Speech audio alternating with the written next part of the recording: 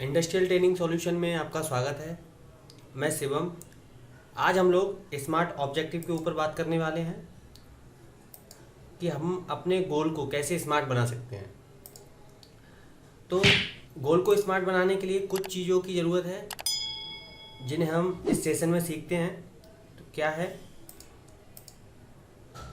तो इंट्रोडक्शन में जान लेते हैं कि of all the function involve in management planning the most important. Goal और ऑब्जेक्टिव को जब हम डिसाइड करते हैं, जब हम सोचते हैं, तो उससे पहले हमारा प्लानिंग बहुत ज़रूरी है।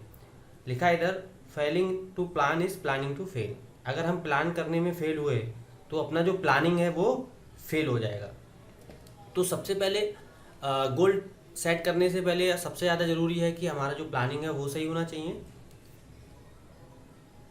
आज के प्रेजेंटेशन का क्या क्या ऑब्जेक्टिव है, recognise the difference between goal और ऑब्जेक्टिव। गोल और ऑब्जेक्टिव के क्या डिफरेंसेस हैं, understanding the importance of setting goal and objective. Goal और ऑब्जेक्टिव की क्या क्या इम्पोर्टेंस हैं और हम इसे अपने ऑर्गेनाइजेशन में कैसे इम्प्लीमेंट कर सकते हैं, और स्मार्ट क्या है, स्मार्ट का फुल फॉर्म क्या है, और स्मार्ट के थ्रू हम अपने गोल को कैसे स्मार्ट गोल में कन्वर्ट कर सकते हैं। ये डिफरेंस है गोल और ऑब्जेक्टिव के सामने। गोल्स कैसे जनरल रहते हैं और ऑब्जेक्टिव स्पेसिफिक रहते हैं। मतलब हमारा गोल एक स्पेसिफिक होना चाहिए। लोग काफ़ी सारे गोल डिसाइड करते हैं, बट अपने को गोल कैसा बनाना है कि गोल कंप्लीट होना चाहिए, गोल अचीवेबल होना चाहिए। ठीक है। दूसरा है इंटेंजिबल और मेजरेबल। गोल में इंटेंजिबल मतलब जो छूने योग्य नहीं रहता है, और ऑब्जेक्टिव कैसे रहने चाहिए, मेजरेबल, जिसे किसी पैमाने पे मापा जा सके। फॉर एग्जांपल, आई थिंक कि 2 साल बाद मेरा सैलरी इतना होना चाहिए, या मैं बहुत पैसे वाला होना चाहिए। तो वो तो हो गया मेरा गोल। अगर मुझे उसे किसी पैमाने पर नापना है तो क्या बोलूँगा कि 2 साल के बाद मेरा सैलरी 50,000 होना चाहिए। तो मेजरेबल होता है ऑब्जेक्टिव। और गोल इंटेंजिबल। गोल ब्रॉड रहता है और ऑब्जेक्टिव नैरो मतलब छोटे रहते हैं। Abstract, constraint. दूसरा है last long range direction, strategic long range direction. और जो ऑब्जेक्टिव होते हैं वो शॉर्ट रेंज डायरेक्शन में काम करते हैं। Which of these are goal and which are objectives. इनमें से कौन से गोल और कौन से ऑब्जेक्टिव हैं। इंक्रीज प्रोफेबिलिटी, ठीक है, इम्प्रूव कम्युनिटी रिलेशनशिप को बढ़ाते हैं, और early improvement employ computer skill. Importance of setting goal और objective. Planning is the most important management function. Planning बहुत ज़रूरी है जब हम गोल को सेट करते हैं। Setting goal are objective in important because it is the first and most critical step in a complete planning process. जब गोल और ऑब्जेक्टिव सेटिंग करते हैं तो प्लानिंग बहुत क्रिटिकल है। ठीक है, प्लानिंग बहुत क्रिटिकल है, और सबसे पहले गोल सेट करने से पहले हमें पहले प्लान करना चाहिए कि अपने गोल को कैसे अच्छी तरह से इम्प्लीमेंट कर सकते हैं अपनी कंपनी में। How we set goal and objective. हम अपने गोल को कैसे सेट कर सकते हैं। एट, इधर नेम ऑफ कंपनी, किसी का भी कंपनी रह सकता है। Top management establish our corporate goal each year and for the next 3 to 5 year as part of the company strategic plan. Top management establish करता है, ठीक है, अगले 3 से 5 ईयर्स के प्लान को। ठीक है, टॉप मैनेजमेंट का क्या काम रहता है कि वो अपने ऑर्गेनाइजेशन में अगले आने वाले 3 से 5 सालों के लिए गोल्स इम्प्लीमेंट करता है, उनका प्लान करता है। दूसरा, under over management by objective process individual manager use this goal to set their departmental objective, their own objective and their employ individual subjective objective. Under over management के अंदर जो और सारे लोग हैं, मैनेजर्स हैं, एम्प्लॉयज़ हैं, वो भी ऑब्जेक्टिव को इम्प्लीमेंट करते हैं, ठीक है, अपने लेवल पे। आगे है be evaluate quality of performance of manager and employ based primarily on their accomplishment of this objective. हमें एवेल्यूएट करना चाहिए क्वालिटी ऑफ परफॉर्मेंस को, ठीक है, and employ based primary on their accomplish of this objective, और employ based होना चाहिए, ठीक है, एम्प्लॉयज़ के द्वारा गोल और ऑब्जेक्टिव को पूरा किया जाना चाहिए। स्मार्ट ऑब्जेक्टिव, आइए जान लेते हैं स्मार्ट ऑब्जेक्टिव क्या है। At be set smart objective as for specific, कि हमारा जो गोल है वो स्पेसिफिक होना चाहिए। दूसरा मेजरेबल, वो किसी पैमाने पे ना पाया सके। दूसरा अचीवेबल, मतलब हम जो गोल डिसाइड किया है वो गोल अचीवेबल है या नहीं है, ठीक है, ऐसा गोल डिसाइड अगर अचीवेबल नहीं होगा तो हमारा गोल फेल हो जाएगा, जिससे हमें हैरेसमेंट होगा। दूसरा रियलिस्टिक, हमने जो गोल डिसाइड किया है वो एक दूसरे से लिंक है या नहीं है, मतलब उसके जो अंदर वर्क है वो एक दूसरे से लिंक है या नहीं है।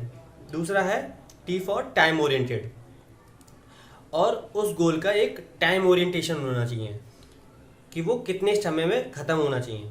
दूसरा स्पेसिफिक ऑब्जेक्टिव में क्या है, कंस्ट्रेंट, ठीक है, गोल कंस्ट्रेंट होना चाहिए, डिटेल होना चाहिए, उसको फोकस्ड होना चाहिए, वेल डिफाइन होना चाहिए, स्टेज फॉरवर्ड रहता है और एक्शन ओरिएंटेड होना चाहिए। हमारा जो गोल है उसके ये ऑब्जेक्टिव है, गोल हमारा ऐसा ही होना चाहिए स्पेसिफिक।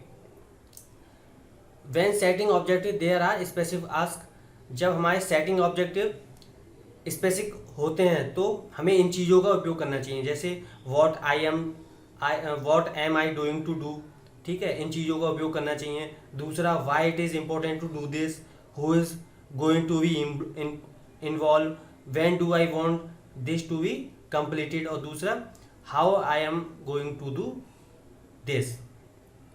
मतलब हम जब स्पेसिफिक ऑब्जेक्टिव, ठीक है, इम्प्लीमेंट करते हैं तो हमें व्हाट, वाई, हु, व्हेन और हाउ का ध्यान रखना चाहिए। मेजरेबल ऑब्जेक्टिव क्या होते हैं, measurement for objective help you know when you have accomplish them, if you set an objective that is measurable, when you complete it you have tangible evidence of completion. हमने जो गोल specific किया, ठीक है, उसको किसी पैमाने पे नापा, ठीक है, तो वो हमारा मेजरेबल होना चाहिए, मतलब उसे हम किसी पैमाने पे नाप सकें। मैंने एग्जांपल दिया था, जैसे मेरा सैलरी 2 साल के बाद बढ़ना चाहिए, तो ये मेजरेबल नहीं है। तो क्या होना चाहिए कि मेरा सैलरी 2 साल के बाद 50,000 होना चाहिए, तो ये मेजरेबल है, इसको मेजर कर सकते हैं, ठीक है, तो गोल मेजरेबल होना चाहिए। आगे चलते हैं। When setting objective there are measurable, how will I know when this objective has been achieve, what measurement can I do this, ठीक है, कि how will I know what when the objective has been achieve, हमें जानना चाहिए कि हमारे जो objective है वो अचीव हो सकते हैं या नहीं है। और दूसरा है what measurement can I use, हम ऑब्जेक्टिव का जो मेजरमेंट है कैसे यूज़ कर सकते हैं, मेजरमेंट में कैसे इम्प्लीमेंट कर सकते हैं, हमारा जो गोल है उसको मेजरमेंट हम कैसे कर सकते हैं। अचीवेबल ऑब्जेक्टिव, अचीवेबल ऑब्जेक्टिव क्या होते हैं, achievable objective are those that you can actually accomplish, bracket something you can really do within the time frame set and not an aspiration of vision.